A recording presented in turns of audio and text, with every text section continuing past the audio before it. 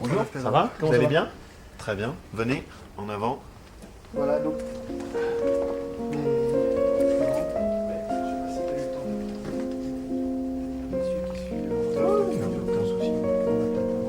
Bonjour. Ça va?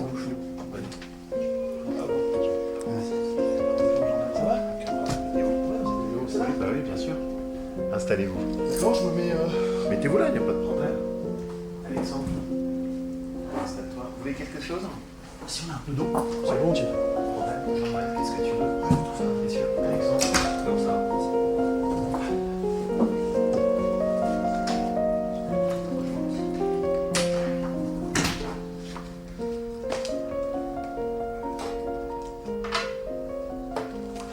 Raconte-moi.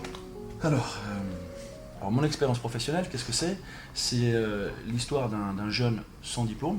J'ai arrêté l'école à 16 ans, qui vient du monde de l'entreprise. J'ai été créateur d'entreprise à partir de 17. Et je suis allé assez rapidement vers le métier de la finance. Alors la finance, c'est la gestion de patrimoine. Parce que la finance, ça veut dire beaucoup et pas grand-chose. J'ai donc travaillé d'abord dans une compagnie pour me faire former, accéder au métier et au diplôme qui est imposé par le ministère de l'économie. J'ai eu ce diplôme-là et puis j'ai monté ma compagnie en 97. Donc on fait de la gestion de patrimoine à type capital garanti, ce qu'on appelle les fonds euros, fonds solidaires. Donc c'est que du garanti. Il y a deux grandes familles dans la finance, le garanti et le spéculatif. D'accord. Le spéculatif, ça n'a jamais été mon boulot. Donc c'est toujours garantir le capital de mes clients. Ça, c'est la première des choses. Donc je n'interviens pas autrement. Et issu de ces quartiers populaires, issu de mon parcours, j'ai toujours souhaité donner la chance à des jeunes, encore une fois, de zones rurales ou de quartiers, parce que ça ne veut rien dire de devenir un quartier. On peut aussi être sur le carreau en campagne, finalement. C'était Donc, d'ailleurs une des remarques que je faisais. C'est-à-dire qu'il faut éviter de saucissonner le territoire en morceaux. et c'est trop Tu facile. finis par Voilà. t'occuper de petits bouts. Et puis Il y rien. a des gens qui galèrent en Haute-Loire, t'en as à Firminy, t'en as... Voilà, c'est ça. Je suis tout à fait là-dessus. C'est pour ça que je parle bien de donner accès à des jeunes sans diplôme. Moi, ce qui m'intéresse, c'est les jeunes sans diplôme, au métier, si privatisé finalement, de la finance. Et ça, c'est ce que j'arrive à faire avec une méthodologie de recrutement et de formation. Donc je les amène à ce métier de la finance. On leur fait passer leur examen et ils ont pour mission de développer un portefeuille auprès de... Tu connais tout le monde? Non, je ne connais pas, monsieur. Donc tu as Alexandre. Alexandre, tu le connais, hein, Ouais, vous vous êtes avez vu. présenté. Thomas est suédois. Suédois. Fonctionnaire au ministère de l'Emploi. Il est membre du cabinet de Littorin, qui est le ministre suédois du Travail et de l'Emploi. D'accord, il vous fait des C'est échanges. un ministre que j'aime bien.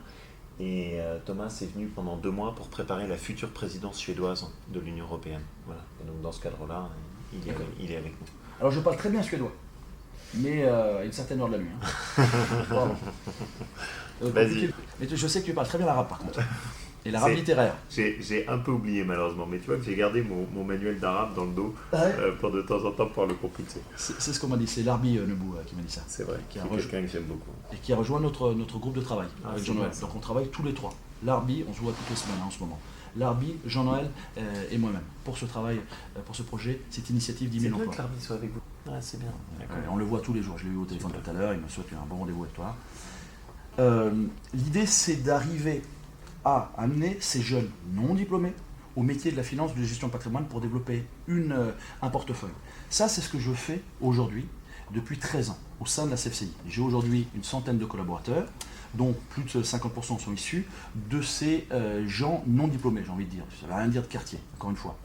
On est en train de doubler l'effectif, on va passer à 200 collaborateurs, je suis présent sur toute la France. Nous sommes la première compagnie financière française, C'est la première Indépendant. compagnie financière? indépendante. En D'accord. 2 mots, le paysage financier, c'est, tu connais les acteurs Non, bancaires, non, mais oui, je me doute que tu n'es quand même pas la première compagnie voilà, financière. les assureurs, et on est 5000 conseillers en gestion de patrimoine français. 5000 conseillers, 5000 indépendants, et je suis le numéro 1 de ces 5000-là. Très bien. Voilà pour ça. Alors l'initiative, c'est de dire, j'aimerais faire plus de masse, j'aimerais arriver à du nombre. C'est pour ça qu'on a appelé ce projet 10 000 emplois dans la finance, dans les banlieues. Alors pour arriver à faire de la masse, on n'arrive pas fondamentalement aux formations que je donne aujourd'hui. Aujourd'hui, je donne véritablement des formations compliquées, basées sur le fiscal, le successoral. C'est quand même, c'est de la gestion de patrimoine compliquée, ce que je fais. Il s'occupe de portefeuille. J'ai voulu simplifier ceci. Et je me suis attaqué à la chose suivante. Je m'attaque à deux problématiques. La problématique des retraites par capitalisation dans ces quartiers dits difficiles. On sait très bien que les gens issus de ces quartiers n'ont pas ou peu cotisé, épargné pour la retraite par complémentarité. Ils n'auront pas la retraite par capitalisation. Ils auront leur minimum vieillesse, point barre. Ça, on le sait. Je dis qu'on peut très bien créer une épargne, une micro-épargne, une épargne de solidarité, une épargne garantie. Développer une retraite par capitalisation. Exactement, à partir de 30 € par mois. C'est là où j'ai descendu le minimum, 30 €. À savoir qu'aujourd'hui, le minimum, c'est 45 €, c'est le point de logement en France. Et qui ne répond pas là au problème de la retraite. On n'a pas d'épargne plus petite en France que 30 €. Mais maintenant, il faut se poser une autre question. Qui est capable d'aller vendre des épargnes populaires à des gens issus des quartiers populaires? Qui? Bien sûr. C'est pas les conseillers de Rothschild avec leur mouton de manchette. Et avec Lombard. Et Lombard me disait, mais attends, moi je suis le premier à faire de l'emploi et de l'emploi de la diversité, pour une raison simple, c'est que pour aller vendre des téléphones portables dans les quartiers, si jamais c'est pas ceux qui connaissent les habitudes, qui sont capables de parler du terrain et des codes, c'est pas mes vendeurs qui sont issus du 16e arrondissement qui vont aller vendre mes téléphones Orange dans les quartiers, c'est ceux qui connaissent leur terrain. Mais exactement. Et donc il me dit, moi il n'y a pas besoin de me convaincre sur l'emploi et la diversité dans l'emploi, je le fais tout simplement parce que c'est ma condition de survie. On va les former, alors là c'est plus des monocases, c'est plus simple la formation qu'on va faire, on va les former à aller distribuer cette épargne sociale auprès de ces gens issus de leur quartier. Tous ces codes hier qui étaient des handicaps pour ces gamins pour trouver du boulot, je parle bien des sans diplôme, c'est ceux-là, c'est cette masse-là qui m'intéresse. Tu pensais pouvoir arriver à faire un module de formation sur 6 mois, c'est ça? Oui, 850 ça, heures. C'est vachement bien ça. Ouais, 850 heures. Tu sais pourquoi j'ai fait ça? J'ai essayé de compresser pour les coûts.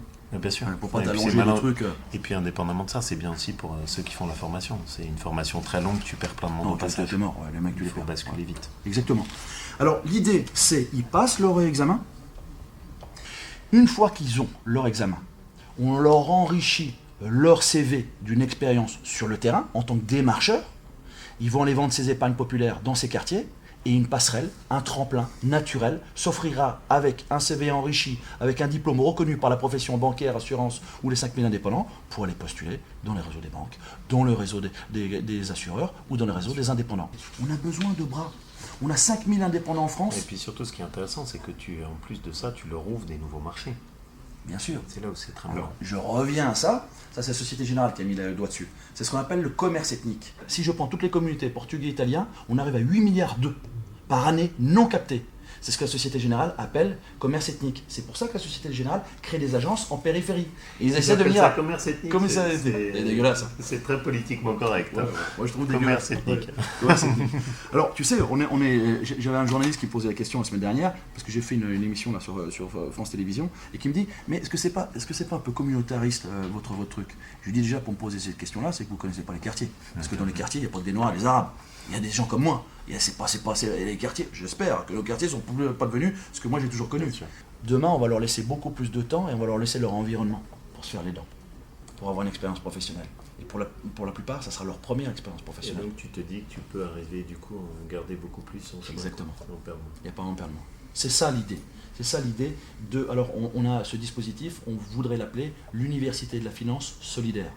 Parce que dans l'inconscient, un mec qui n'a pas fait de diplôme, si on arrive à lui dire qu'il rentre dans une université, je trouvais que c'était original. Solidaire. Et pas si j'aurais gardé le truc, parce que je trouve que ça a tendance à donner l'impression de dévaloriser, quoi, de leur faire un machin en rabais. Ah mais un truc. Alors que c'est je sais pas moi. On s'est dit qu'on pouvait l'appeler Unifi, comme raccourci. Université, finance, voilà. mais J'en ai aussi. C'est mieux que Unifi seul. Mais... C'est bon, moi je trouve ça. Ah oui, il est très bon. Université, il est de Haute-Loire. L'université de la finance, moi je trouve ça bien quand même. Ouais. Juste comme ça, quoi. Comme je trouve ça le mérite. Parce que l'université de la finance solidaire, c'est rien. Ouais. Bah, tu te dis alors, est-ce que c'est une vraie formation? Est-ce que elle est, tu vois ce que je veux dire? Ça donne l'impression qu'on est un peu sur un machin au rabais. Bon. Okay. L'idée c'est que tu penses pouvoir la faire monter en puissance quand et où? Alors, la première des choses, on n'a pas besoin de bâtiments. J'ai pas besoin d'investir de l'argent dans des locaux. Nous, on se déplace. On a des formateurs qu'on met à disposition. Donc, voilà, donc arrêtons de penser qu'il faut des centres, etc. J'ai pas besoin de ça. J'ai besoin juste de deux choses. D'arriver à trouver un contrat. Ça s'appelle comment ça en France? Un contrat de professionnalisation. Exactement, excuse-moi. Ce type de contrat pour qu'on leur donne pendant la formation au moins un fixe. Vous êtes partant là-dessus parce que j'avais cru comprendre que vous aviez des réticences sur le fait de faire du contrat de pro. Mais comme il est question de former des jeunes qui vont être mandataires de sociétés d'assurance, de courtiers, de conseillers en gestion de patrimoine indépendant, dans ce cas-là, il n'existe pas de contrat. Mais est-ce qu'au terme du contrat de professionnalisation, ces gens-là qui finalement se forment sur le métier de la finance ne peuvent pas soit devenir salariés, Oui, c'est ça. soit devenir mandataires. C'est ça. Et finalement, Mais après, qui va prendre le risque importe- sur le salaire s'il ne le salarie pas ensuite? Ah mais quelque part, ça dépendra de la relation de confiance aussi qui sera établie. Et à un moment donné, la personne qui aura été formée choisira son orientation, ses voies. Et si effectivement elle se plaît dans l'emploi, dans la banque ou l'assurance, il restera ou au contraire volera de ses propres ailes. Juste Alexandre, pour qu'on comprenne bien. Le jeune qui n'est pas embauché dans une grande institution financière pendant sa formation, tu peux quand même le mettre en contrat de pro? Non, parce que le contrat, c'est précisément un contrat de professionnalisation, c'est un contrat de travail. Donc Un il CDD est aussi. salarié.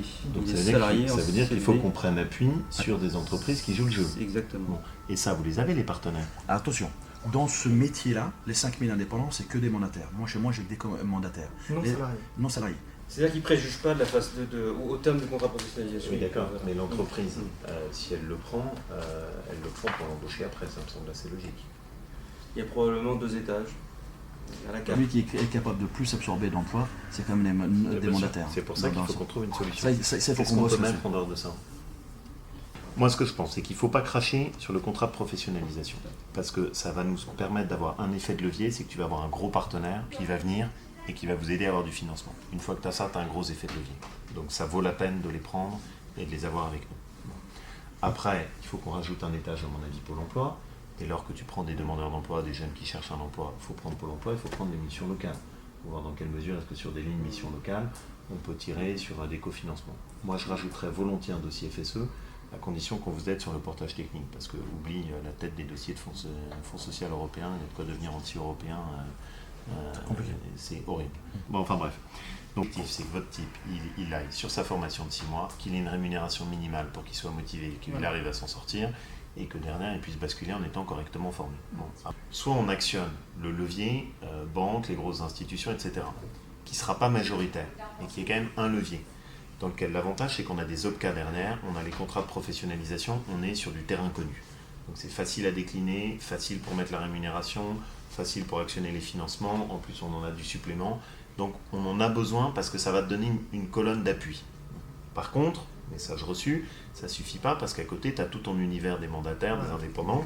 Donc là, il faut qu'on invente un autre dispositif. Pour financer cet autre dispositif, il faut sans doute qu'on puisse actionner des financements Pôle emploi, qu'on voit dans quelle mesure est-ce qu'on peut solliciter un peu du financement mission locale et du FSE. Vous avez un peu une première évaluation, combien ça coûte, combien de personnes, 10 etc. 000 euros par tête, entre 8 et 10 000 euros par tête.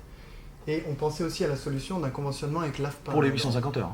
C'est-à-dire que les appels d'offres sont terminés en Rhône-Alpes, formation qualifiante. C'est fini. Donc nous, on va voir l'AFPA qui va certainement ramasser le paquet pour 2009-2010. Et on leur dit, on co-traite, on sous-traite, on apporte juste un savoir-faire pour un certain type de Ils ont recrutement. des appels d'offres là-dessus, non? C'est le conseil régional, donc je crois le conseil régional Rhône-Alpes que vous avez rencontré, Oui. qui a défini finalement le Non, parce que contenu de il l'appel faut faire un tout petit peu attention à la patate chaude. Le conseil régional qui vous dit, vous inquiétez pas, je vous finance via l'AFPA. Ouais. Et l'AFPA qui nous renvoie vers Et l'AFPA qui vous dit bientôt dans 20 ans. Quoi. Et en Mais l'occurrence, peut-être que toi, tu peux- le conseiller régional, Sur l'AFPA, c'est très compliqué. et le conseiller régional, il nous a rien dit du tout. C'est pas la peine. Non, parce que le conseil régional n'a pas que des compétences. D'abord, il n'a pas bouclé tous ses appels d'offres, et il n'a pas que des compétences de l'AFPA. Hein. Il a la compétence générale à ce stade de la formation des demandeurs d'emploi. Donc, normalement, il est fondé à vous financer des dispositifs dans lesquels vous dites, moi je prends des demandeurs d'emploi et on va les ramener vers un job. Il est dans son cœur de compétences. Hein. 50 000 euros. 50 000 euros couvre Non, un mais symbole. en- C'est tout ce qu'il a voulu nous En proposer. subvention exceptionnelle, il dit on peut faire un montage avec l'État où vous met dans un premier temps 50 000, l'État met 50 000, puis je sais pas qui d'autre met un petit peu, comme ça vous avez 15 personnes, et puis ensuite dans 2 ans, les appels d'offres, vous y répondrez comme tout le monde, et puis vous pourrez former 100 jeunes. Quoi. Mais c'est très intéressant parce que comme Mais je vais je voir te le dis, c'est tout pour à ça. l'heure ces braves messieurs de présidents de région, j'ai une réunion avec eux. Moi je considère que c'est très mauvais de leur avoir donné ces compétences. Je vais, quand ils vont m'expliquer que tout ce qu'ils font est parfait, je vais pouvoir leur donner cet exemple. 50 000 euros. Ça couvre même pas 5 mecs. Si on n'est pas le préfet de région là-dessus, il faut lui signaler que je tiens beaucoup à ce dossier. Voilà. Et est-ce qu'il peut mettre quelqu'un dessus pour... Laurent, vraiment, si t'es pas là pour nous recevoir et pour insuffler quelque chose... Ça avance pas quoi. Tout le Ok. monde C'est clair. Non, mais on va dit s'en une occuper. belle idée, mais Bon, à mon avis, on a à peu près le chemin de parcours. Hein. Le premier, il faut que vous puissiez identifier combien tu penses pouvoir en caser au début sur ton... Tu veux partir sur combien de jeunes formés au début sur Rhône-Alpes? Moi, je t'ai donné la liste, regarde, je t'ai donné la liste de tout ce qu'on a fait de 97 à 2008. Tout le nom, leurs origines, les Mais diplômes. ton idée, c'est-à-dire, c'est sur l'année prochaine, tu veux former combien de personnes? C'est, moi, je pense qu'on ne peut pas aller en dessous de 100, au moins pour montrer que ça tourne. 1 million. On peut amener ce dispositif partout. On a du besoin partout. Ce que je voulais juste dire, Laurent, Et en termes de rémunération des stagiaires, tu as prévu quoi? bah, le minimum, entre 500 et 600 euros. Mobiliser le réseau d'émissions locales aussi, hein, pour pouvoir flécher un peu des jeunes et Pôle emploi. Et tu prends entre quel âge et quel âge? Tous les âges. Tous les âges? Tous les À âges, partir à de partir de la majorité. Hein. Et le sourcing, en tout cas sur le banc, on se met, comme on est un peu associatif et flexible, on se met en relation avec les associations qui connaissent les jeunes, et notamment les jeunes qui sont un peu chauds pour des métiers comme ça où il faut s'exposer, prendre des risques et tout. Bon. Si jamais on se fixe un chemin rapide pour avancer. Un, il faut que vous identifiez combien est-ce que tu es capable d'en avoir en contrat de pro tout de suite. Nous, on essaye de faire le lien avec Opcassure pour déjà avoir ce premier levier de financement. Deux, il faut faire instruire au niveau de Pôle emploi comment est-ce qu'on peut faire. Et à travers les quelques lignes de crédit que nous on peut avoir, comment est-ce qu'on peut mettre un peu de grain à moudre dans la machine en se fixant comme premier objectif d'en faire 100, hein, c'est ça? C'est bien ça. Bon. Et trois, il faut que tu mobilises un peu le préfet de région en lui disant c'est un projet auquel croit beaucoup Laurent, merci de l'accompagner. Lui, s'il se met en route, ça va dépoter. Donc nous, notre mission, c'est de convaincre la Banque Postale et Ouais. la Votre mission, c'est d'avoir un maximum de partenaires financiers institutionnels qui sont prêts au début à suivre. L'idéal, ce serait que voilà, on puisse en faire 40 sur la première phase et que sur les 60, il faut que j'ai 40. Donc 40, en gros, des CDD, quoi. Des CDD en contrat de pro, 40.